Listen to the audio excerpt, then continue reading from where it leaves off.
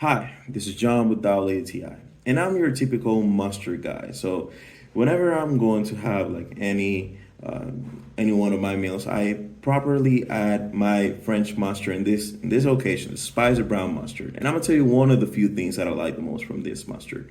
First of all, this is low calorie. So if you're in a caloric deficit, that you're trying to measure down your calories, staying away from sugars and all these different sides that you would add to your food that are high calorie or high cholesterol, this guy actually here is pretty good. The taste, the texture, and the flavor that would add to any one of your meals is like top notch.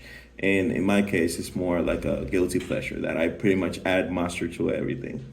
So even if I have like fried chicken or even if I'm having like some sandwich, for me, having a mustard side, it's always good. And this one actually is a pretty good flavor and taste and quality at the same time.